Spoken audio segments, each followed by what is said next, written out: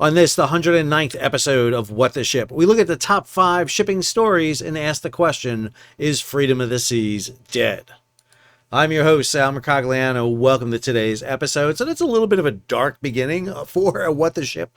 We're usually pretty light and levity here. We're looking at ocean shipping, and we can usually find humor in everything. But I gotta tell you, there's some ominous issues dealing with ocean shipping right now, and we're going to discuss them because if you're a consumer of ocean shipping, and by consumer I mean anybody on the planet, you're a consumer of ocean shipping, these are going to potentially impact you. If you're new to the channel, hey, take a moment, subscribe to the channel and hit the bell so be alerted about new videos as they come out.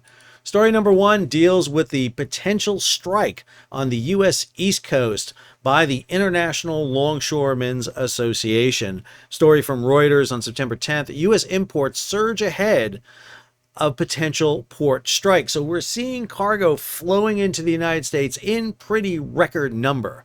But the fear here is that this is a tsunami of gear and equipment coming in ahead of the October 1st deadline of the negotiation between the ILA and the U.S. Maritime Association. Story from Mike Schuller, potential port strike looms as U.S. container port brace for busy September. We see the same thing in another Mike Schuller story. Strike concerns at U.S. ports loom large over shipping, and it's across the spectrum here. U.S. East Coast in focus as box spot rates nosedive. This story is not just in the maritime domain news sites.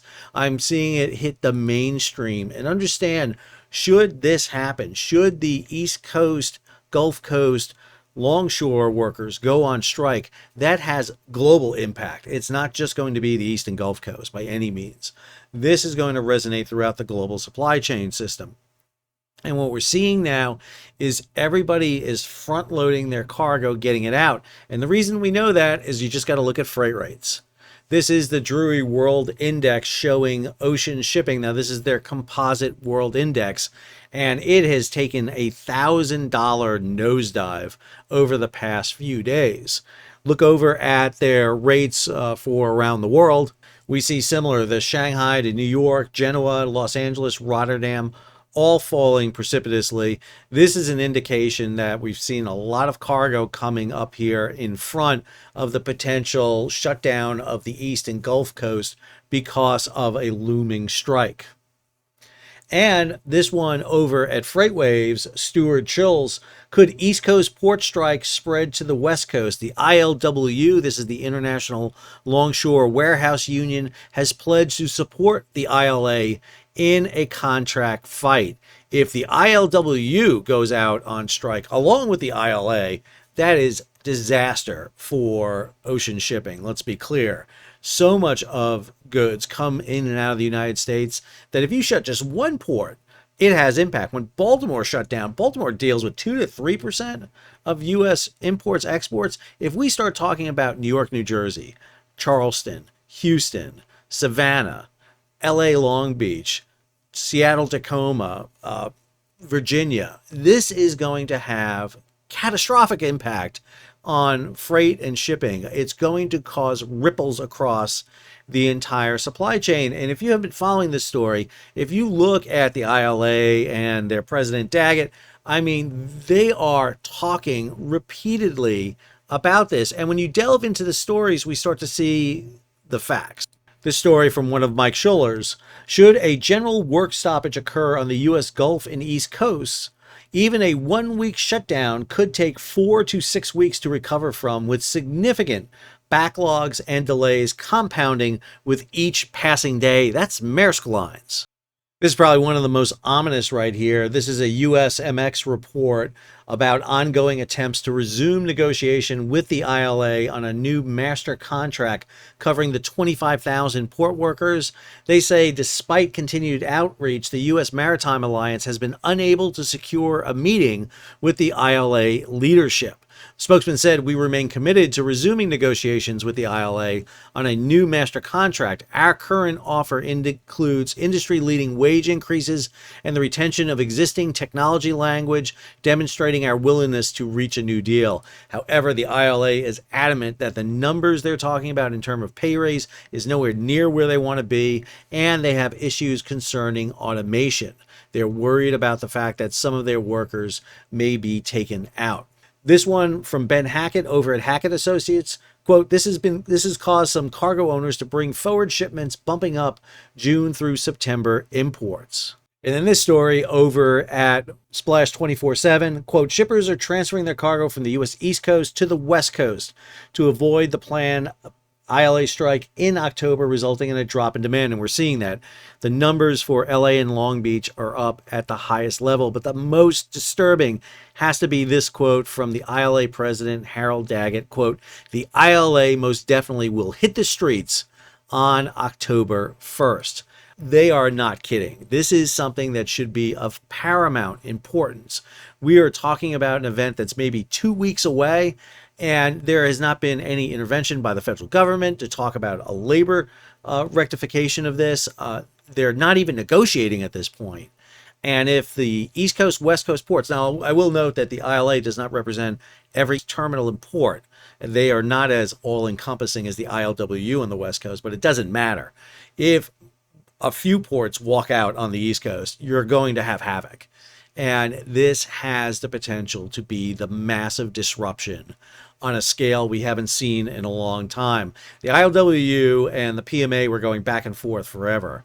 The ILA is using language that they are adamant. It sounds like they are walking out on October 1st. And it doesn't appear that everyone is worried enough about it. And you should be. Everybody should be worried about this. Because I think Daggett, and if you look at Daggett, I don't think he's kidding. They're going to walk on October 1st. And everyone needs to get ready for this. All right. Hopefully we get a better story number 2.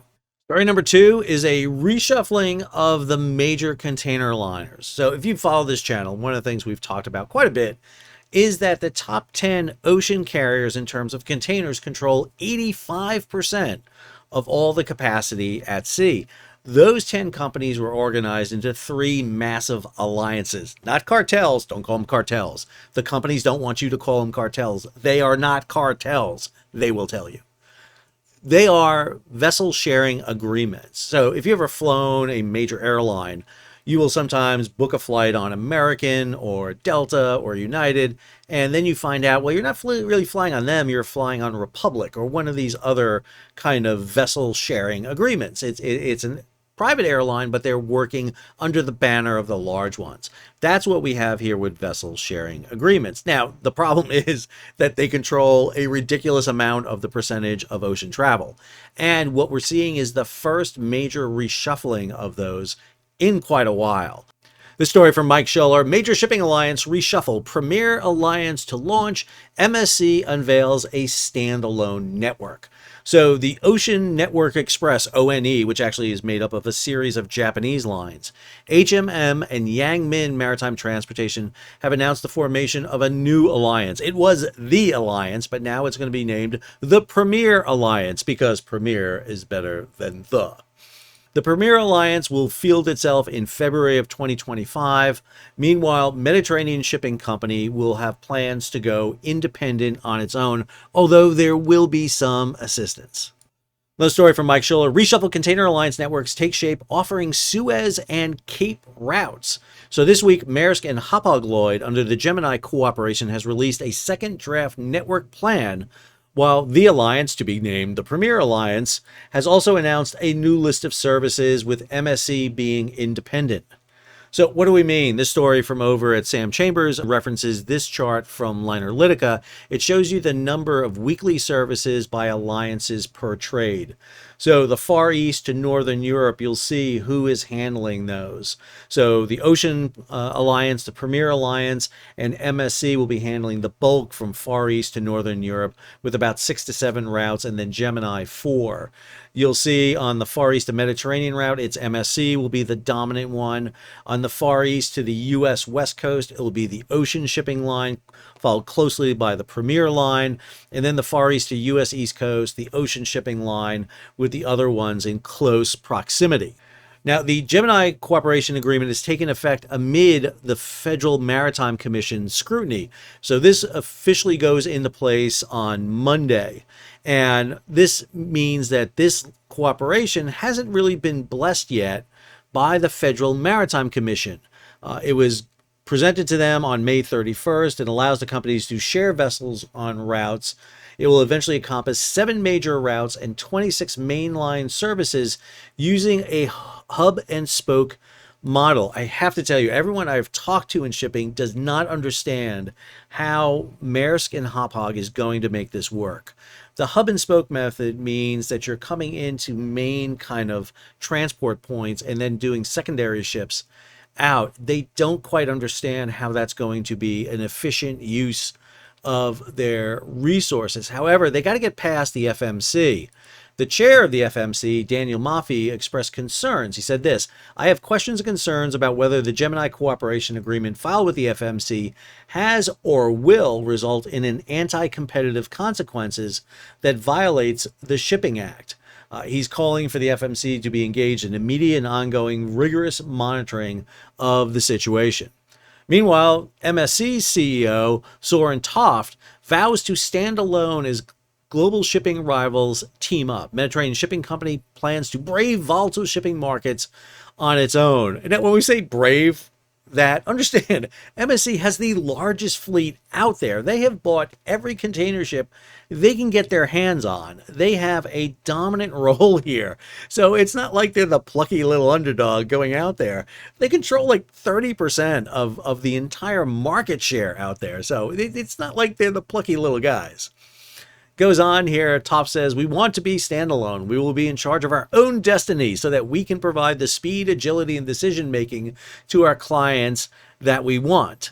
Now, I should note that Mediterranean Shipping Company is a privately owned by the Aponte family corporation. It's a mom and pop shop. It's the largest mom and pop shipping outfit in the world, but they are sitting there going alone. Soren Toft came over from Maersk Lines and has since really been at the helm here of creating a very innovative strategy that MSC is following. Now, when we look at how this all falls out, this is what we're seeing. So when you look at the services, Ocean Network is remaining the same: Evergreen, Costco, CMA, CGM. The Alliance, now becoming the Premier Alliance, Yangmin, HMM, ONE, they're losing Hapag. Hapag is hopping over to Maersk. Maersk and MSC were what were known in the 2M Alliance. The 2M Alliance is going away. So MSC will be on its own, partnered with Zim for the Atlantic service. And then Maersk will team up with Hapag. But notice, even Maersk and Hapag combined don't equal MSC and Zim, and neither does the Premier Alliance. The Ocean Alliance really finds itself in a position where it could be the dominant one. And then if you look at this chart done over by the folks over at Transportation Geography, we see here how these alliances have evolved. Starting back in the 1990s, they eventually became the norm by the early 2010s. Everybody was in an alliance. Initially, the alliances were formed of small companies trying to tackle the larger companies. But now what we see is those 3 alliances, the Premier, the Ocean, and Gemini, all lining up with MSC on the outside. This is an amazing thing to watch, I have to say. I'm just absolutely fascinated by this, because I love watching the give and take and the play here that's going on. Obviously, you have a lot of monkey wrenches that are thrown into this. The Houthi in the Red Sea are number one. This issue about the loss of freedom of the seas we're going to be talking about is another one. These companies operate open registries, Panamanian, Liberian, Marshall Island flag vessels. Largely, they're doing it with crews from, a variety of different countries: Philippines, India, Indonesia, China, and a few others, they don't have support of navies. What we're seeing here, like in the Red Sea, is CMA CGM under the Ocean Alliance is able to run some ships through under the protection of the Marine Nationale, the French Navy. Let's go ahead and jump over to our third story. Story number 3 is a batch of updates I wanted to do because there's a lot of key stories coming out. And again, I don't always have a time to go back and do it. It's a one-person show here, what's going on with shipping. So I don't always have the time to do it. So I thought it would be perfect to capture them here. So 3 stories off the bat. Number 1, U.S. Coast Guard is preparing on Monday, September 16th, to start holding hearings on the loss of the submersible Titan. Titan, as you remember, was the submersible that went down to Titanic, suffered the catastrophic implosion. 5 people died on board. I did a lot of coverage of Titan when the event happened, and now we're going to get a 2-week hearing to uncover facts surrounding the incident. A lot of debate here whether or not the U.S. Coast Guard was going to hold this, because this happened in international waters on board a Canadian platform. It was a Canadian ship that actually towed Titan out and did the submersible drop. However, Titan was built in the United States. The owner was an American. Corporation was offshore in Bermuda. But I think it's really important that we do this because getting to the bottom of what happened here is important. Submersibles are one of the safest means of transportation and use in the world's oceans. You have not seen a major accident in 60 years with ocean submersibles. Titan broke the mold of that. It was a radical new design that really was not properly tested or regulated in any way. And I think what you're seeing here is a lot of CYA covering people's butts to make sure that something like this doesn't happen again. Story number 3 takes us up to Philadelphia and the SS United States, where the owners of SS United States have filed an urgent motion against the pier operator alleging misconduct and obstruction. So the SS United States Conservancy, which oversees the former liner, this is the ocean liner SS United States, built back in 1952, the last holder of the blue ribbon for the fastest passage across the Atlantic, is fighting to preserve the vessel and keep it. However, the berth operator has filed a motion to get the vessel off. There's talk about it being reefed and sunk. However, the Conservancy has filed a motion in district court in eastern Pennsylvania concerning misconduct and obstruction. They're trying to get the vessel to remain on the berth. The Conservancy is making the argument that after decades of paying our pier rent in full and on time, the operator, Penn Warehousing, has brought us to the brink of losing SS United States, an inspiring expression of her namesake's nation strength, unity, and pride. There is a lot of feelings about SS United States, and I am one who has one. I love the SS United States. I think it was the epitome of the merchant marine. It was the flagship of the merchant marine. Every master who ever served on the vessel came from my alma mater, Maritime College. I have a lot of feelings about the SS United States. At the same time, you're never going to bring this ship back to sea again. It's very unlikely you're going to be able to turn it into a museum or to a hotel of some kind. The ship is absolutely gutted. There's nothing that's left in the inside of her. She is an empty hull. And I just, it's a sad story for me. I don't want to reef the vessel, and at the same time, I don't want to scrap it. I don't want it to become razor blades. I sure don't want the U.S. Navy shooting at it. It needs a better end than this. However, what we had here was the pier kind of forcing the issue. So it's a big question about what eventually happens. Our last update goes over to the Panama Canal, where the Panama Canal unveiled strategies to combat El Nino-induced drought. We are back up to full operations at the Panama Canal. Rain is fallen. It's all good in the canal. However, the potential for this to happen again is there. I should note that there was a video that just came out from Mega Projects on the Panama Canal. I love Simon Winchester, the guy who does that series. It's great, but serious errors in that video. I got to say, I have to challenge it. Maybe time for Better Call Saul video on it. I just have to get the time to delve into it and take a look at it. But the Panama Canal is dealing with this issue of drought. The authority has introduced a long-term slot allocation method, allowing companies to purchase transit slots. For over a year, the canal has operated below capacity. They are now back up to capacity. But one of the things they have to do is implement long-term social and environmental strategies. They have to include land and registry and title programming in the wet watershed, as well as agroforestry and forest protection initiatives. The problem was everybody knew the canal was going to use more water. That was clear. That's why they put the containment wells and lakes and ponds for the new canal, for the new locks. They aimed to catch 80% of the water. The problem is they only caught 50% of the water. And then you have a drought and not enough water in the canal. So they've got to do better at water management. All right, let's go ahead and jump over to story number 4. So story number 4, I started this channel in 2021 with the grounding of Ever Given in the Suez. And one of the first major stories that I covered after Ever Given was the global supply chain crisis. And I kind of hate that I started when I did, because there was a lot of shipping news going on before this. And the one issue that really captivated ocean shipping prior to that was the implementation of tariffs by the Trump administration back in the 2018. And it created havoc in ocean shipping. And we may be seeing that again. This story from Reuters: Trump plans to hike tariffs would spike shipping costs just like in 2018. Story has this quote from Peter Sands, the chief analyst over at Zentia. Absolute must follow. If you're on LinkedIn, follow Peter. He is just a treasure of information. He says this, quote, Trump's import tariffs are history repeating and will cause a spike in ocean container shipping markets, with consumers picking up the costs. Goes on down here, the National Retail Federation said this: tariffs are a tax on imports, operating like a sales tax, wearing a mediocre disguise. Goes on here, Matt Priest, CEO of Footwear Distributors and Retailers of America: we're the poster child of how tariffs did not keep American domestic production in place, pointing out that 99% of shoes are now imported. We will be out there engaging with policy members and discussing how tariffs are paid by American consumers.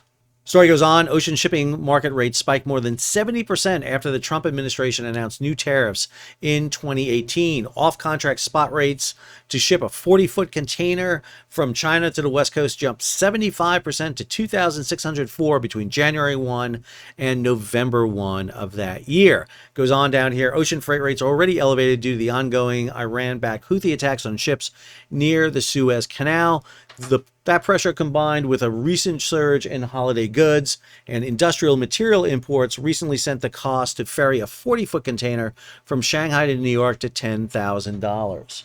Now, as you know from the first story, ocean freight rates are plummeting down right now, so we're seeing them fall. But again, we've got a political election on the horizon. We've got a strike on the horizon. So if you think about it for a second, October 1st, you may see an East and Gulf Coast strike.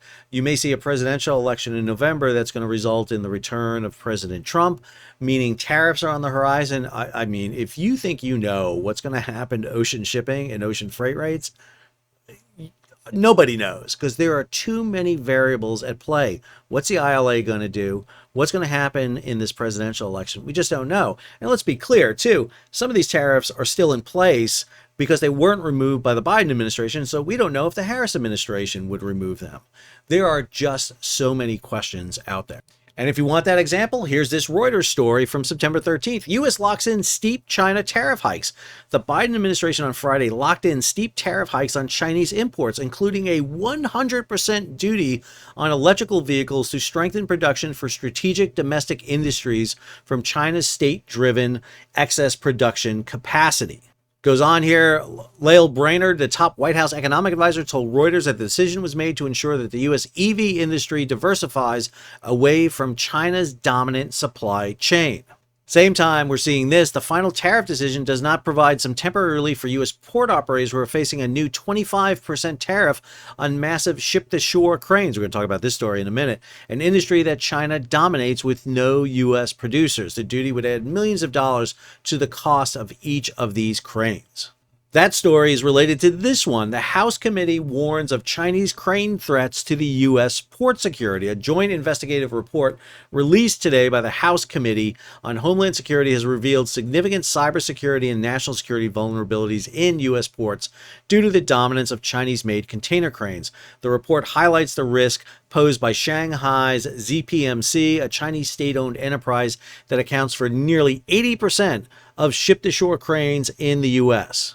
This is the report that was put out by the committee. I actually got an early version of this, so I was able to read through it. Understand the big issue with the cranes is this. It's not just they're made in China. It's that some of these cranes were being delivered with modems and uplinks installed in them that the operators knew nothing about. They were not in the specifications. They were not included. There was a investigation in these cranes coming into Baltimore a few years ago where they investigated and found these modems installed in the cranes that were providing uplink information to ZPMC, which was a state-owned company by the Chinese government. And, since then, people have gone back through all the cranes in the U.S. to find these and remove them. But, when you have 80% of these cranes built in China, that means spare parts, machinery, software updates, all that stuff has got to come from one source. If you become wholly dependent on one source for your cranes, that's a problem. And if there was uplinks that controlled these cranes, all you got to do is knock out a few cranes and you cause havoc across the United States ports. And so this investigation was done. So you've got tariffs, you got these crane issues. There is so much going on right here that we're talking about looming on the horizon. And again, I keep telling everybody, there's so much we need to be aware of when it comes to ocean shipping. All right, let's go ahead to our last story and discuss whether or not freedom of the seas is dead. This story deals with the death of freedom of the seas. Now, that's a bit over dramatic. Freedom of the seas is not going away anytime soon, but it is being challenged. And when Hugo Grotius in 1609 wrote Mare Liberum, Free Ocean, the concept was we were going to develop the world's oceans into a common, the blue commons where everyone could share and use them. And there's a lot of debate about whether or not we've ever achieved that entirely. The Houthi are interdicting trade right now. There are allegations that the U.S. interdicts trade all the time by leveling sanctions against Iran and Venezuela and Korea.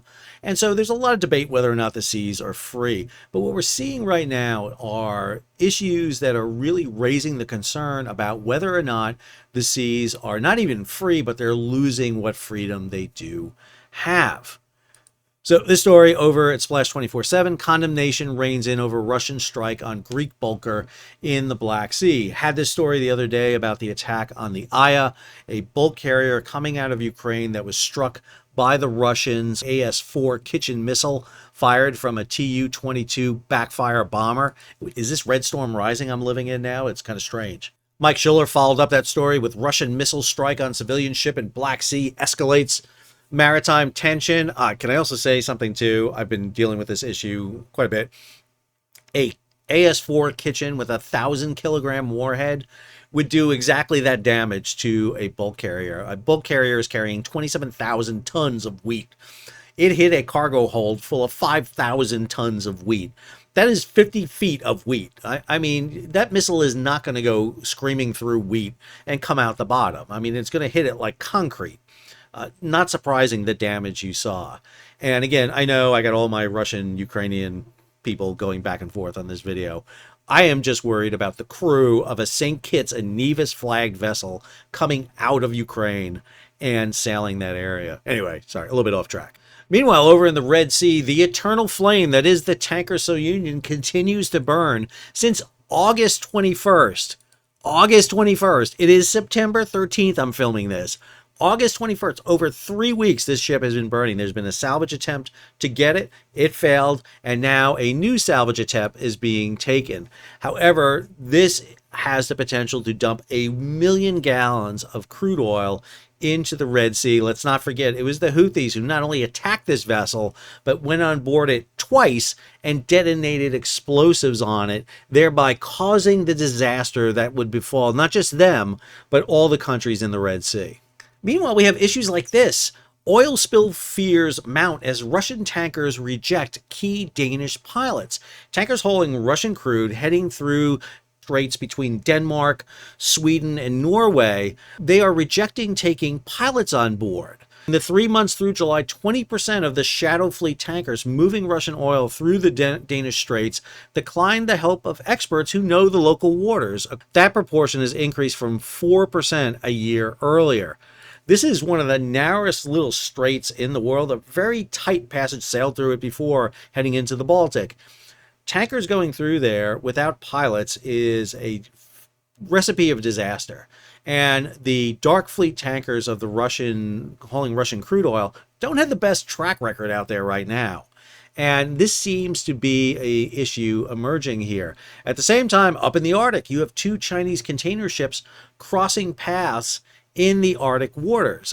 This is a pretty dramatic event here as 2 vessels come out. The Flying Fish 1, the first ever Panamax container ship to venture in the Arctic, is traveling from St. Petersburg to Qingdao. The other vessel is the New Star. It's transporting 3,534 TEUs. Now, you should note these are not big container ships. They are also ice-strengthened container ships, so these are not container ships that you can just pull off the world's oceans and do. But this route that you're seeing here is remarkably shorter than the route around Indian Ocean, Red Sea, or around Africa. It has its issues with the fact that you need icebreakers, especially in some of these key areas here where there is a lot of ice density, but it is representing a new challenge that the Russians may have with the opening of the Northern Sea Route. Then you have the North Korean leader emphasizing the importance of strengthening naval power. Kim Jong-un emphasized the importance of strengthening naval power during a tour of a naval base. Now that we are soon to possess large surface warships and submarines which cannot be anchored by the existing facilities for mooring warships, the construction of a naval base for running the largest large warship has become a pressing task. Understand, we are already seeing the Houthi interdicting shipping. We've seen the Iranians interdict shipping coming out of the Straits of Hormuz. We're seeing the Russians operating a dark fleet. We're seeing the Russians attacking shipping coming out of Ukraine. What if Kim Jong-un, the most level-headed man in the world, decides to start attacking ships in the Sea of Japan and decide to announce that the Sea of Japan is no longer the Sea of Japan, it's now the Sea of Korea, and they exert their dominance, preventing the flow of ships from the Straits of Tsushima up through the Japanese home isles. Now, not a big deal. Shipping will just divert around Japan out into the Pacific, but it will cost money. It is a longer voyage to do that. It represents risk, and should we allow Korea to exert their dominance over this region? That's the concern you have. At the same time, too, let's not forget what's happening down in the South China Sea. 60 Minutes is running a special on Sunday about the Chinese Navy and Coast Guard versus the Philippine Coast Guard and Navy. Understand, we have an alliance treaty, the United States, with the Philippines. This event down in the South China Sea has the potential to expand. At the same time, China is strengthening its grip on global shipping. Sam Chambers over Splash 24/7 with a great story talking about how China is reactivating closed shipyards. They're combining together shipyards. China's on the brink of building more than half of the world's ocean-going vessels. Over 50%. Soon, they're going to eclipse Korea and Japan combined and the rest of the world. That is a significant development. At the same time, you have op-eds like this. Why can't the U.S. build ships? Deals with the issue that the U.S. is just floundering in its ability not just to build commercial vessels, but having problems building naval vessels. You have the U.S. Navy withdrawing forces. This is an article about the aircraft carrier Theodore Roosevelt leaving the Middle East. Understand, the U.S. had 2 aircraft carriers in the Middle East, the Abraham Lincoln and Theodore Roosevelt. It had an amphibious ready group, the WASP group up in the Mediterranean. Yet when the Eisenhower battle group pulled out, after a lot of press talking about that this is the most combat a U.S. aircraft carrier strike group has ever undertaken since World War II, nobody went back into the Red Sea to stop the Houthi. The Roosevelt didn't, the Lincoln did it. And so what you get are the Houthi and trolls, in my opinion, coming out and saying that they vanquished the Eisenhower, they made the Eisenhower run, the U.S. Navy is too scared. This is policy. This is administration level stuff. This is not the U.S. Navy. If you ask the U.S. Navy to go in and hit the Houthis, they're going to go hit the Houthis. I guarantee you that. They want to hit the Houthis. This is administration issues. They have decided to abrogate U.S. defense in the area, which I talked about from the very beginning. If you try to defend everything, you defend nothing, Sun Tzu. And instead, they have turned this over to the European Union. The European Union doesn't have enough forces to do this, which I kind of raise questions about because part of the European Union's Navy is over in the friggin' Pacific. 2 German Navy ships just sailed through the Taiwan Straits on Friday in an effort to demonstrate the fact that China doesn't control the Taiwan Straits. The Chinese aren't stopping anyone from sailing through the Taiwan Straits. When you do a freedom of navigation exercise through the Taiwan Straits, who are you demonstrating freedom of navigation to? Pisses the Chinese off. It makes you bump your chest like, hey, we sailed through the Taiwan Straits. If the Europeans, who have a ton of ships in the Pacific right now, including an Italian carrier strike group, never thought I would say that phrase, an Italian carrier strike group is in the Pacific. If the Europeans want to practice freedom of navigation, I've got a place for you to go. It's called the Red Sea, the Gulf of Aden, and the Bab el Mandab. Cheers. There's a place you can actually do live fire tests in the region and actually may be able to get war risk insurance down, or at the very least, help escort European Union, US, UK vessels through the region. Set up some convoys and run them through, diminish the war risk costs, and actually open up a maritime choke point and get some ocean shipping going through it. 15% of the world's shipping goes through that area in terms of cargo, and you have diverted at least half, if not 2/3 of it around Africa. 7 to 10% of world trade is being diverted by the Houthi, who are not the recognized government of Yemen. They're recognized by a very small handful of countries, yet they have decided to execute a maritime strategy and are forcing the world ships to divert around the area. Let's be clear, of the ships they have attacked, only a third of them, a third, can be linked back to Israel. They're doing their 6 degrees of separation to Kevin Bacon to try to connect every ship back to Israel. They're contortionists when it comes to this.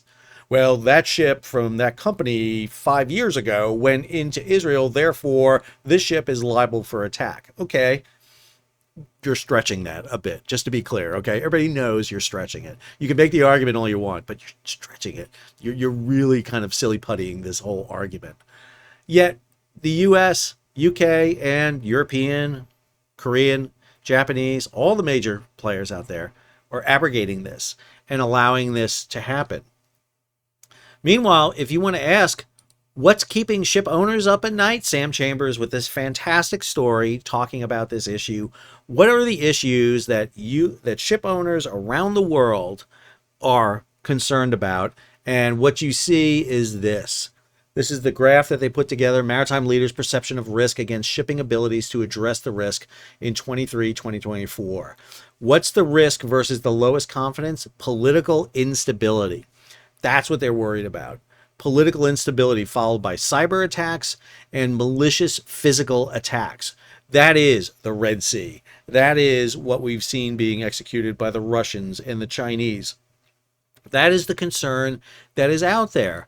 What are they not really worried about? They have low risk, high confidence, epidemics, pandemics, industry reputation, extreme weather events. They can handle that. They know how to handle that.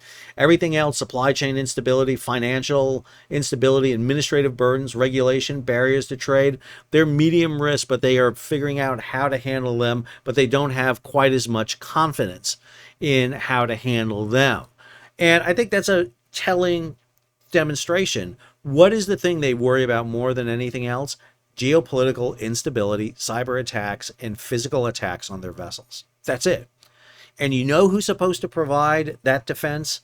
Nations and navies. However, before you shipping companies think you get off scot-free with this, you have decided to basically incorporate offshore. You have decided to flag your vessels in nations without navies. Listen, if you flag yourself in the Cayman Islands, the Cayman Island Navy, which I think is a rowboat of some kind, is not coming to get you. Understand that there is this issue now where we have to kind of rethink how we're doing ocean shipping. The idea of the free sea versus the closed sea is no longer, I think, applicable. We need a new thought. because the idea of what flag you fly off the back of the ship may not be the one that is important anymore. It may not be just who owns the ship anymore, because trying to figure out who owns a friggin' ship is nearly impossible. Ask the Houthi, because they get it wrong on a consistent basis, because it's not clear. The other issue you have is, well, then do you protect the trade? What cargo is on the ship? Because if you're protecting the cargo, that's a whole different issue, because a 12,000 box container ship, that's cargo from everybody around the world. And the real big question is, what do we do then to do this? Do we need to create a world tax to fund a world navy? I'm not advocating that. That's not Sal's suggestion. Don't delete that from this video. It's a terrible idea. We need to rethink how we do things. And some nations, I will say, are starting to think about that. Of all places, Australia. My hat's off to the Australians. Australia seeks commercial vessels for strategic fleet. The Australian government has announced a tender for vessels to participate in the Strategic Fleet Pilot Program, a 5-year initiative aimed at strengthening the nation's maritime capabilities and resilience. 3 private vessels operated commercially but available to the government for requisition in national emergency, according to the Honorable Catherine King, Minister for Infrastructure, Transport, Regional Development, and Local Government. Can I just say, great title. I like that title a lot. I wish we had Minister for Infrastructure, Transport, Regional Development, and Local Government. She said this is a major step toward fulfilling our commitment to establish a strategic fleet of up to 12 Australian flagged and crewed vessels to strengthen our sovereign maritime capability while supporting a maritime workforce. Listen, you can go for the foreign flag, foreign owned, foreign registered vessel all you want, but understand the world seas are not as free as we thought they were. They are coming under more and more threats and attacks than ever. Governments, navies, militaries, politicians, you name it, need to protect them in a way that we haven't been used to. We're used to the open seas. We're used to being able to load our goods on a Filipino-manned Panamanian flag vessel, and it's going to come across the ocean with no problem, and it's going to be dirt cheap. And we love every minute of that because we can buy the goods without a lot of transportation costs. That may not be the case, which means transportation costs are going to go up, which means inflation is going to go up, which means we may see reshoring of some manufacturing or nearshoring in some ways. We may be coming on a new age of ocean trade routes. Philip Parker's book back here, Trade Routes, one of my favorites, talks about all sorts of trade routes, both on land and at sea. We may be at one of those inflection points coming ahead here. Maybe we need to be thinking about new ways to do things, new missions for navies and coast guards out there. What roles should they be playing? Should we require ships to be registered in countries that can provide defense for them? Maybe the International Maritime Organization should get off their ass in Geneva and actually start passing some laws and rules and regulations that actually do something to help defend vessels and the mariners on them. I don't know. Crazy idea, but that's what I am thinking. That's a lot to process. I hope you enjoyed today's episode. If you did, hey, take a moment, subscribe to the channel, and hit the bell so be alerted about new videos as they come out. Leave a comment, share it across social media, and if you can, support the page. Why should you support the page? Because this takes a long time to put together. It's not easy. That's a lot of information right there, and to edit it, put it together, takes me time. And I appreciate all the support I get to the page. How do you support the page? Well, you can hit that super thanks button down below or head on over to Patreon and become a monthly, yearly subscriber. Until our next episode, and hopefully Freedom of the Seas still exists. This is Sal, signing off.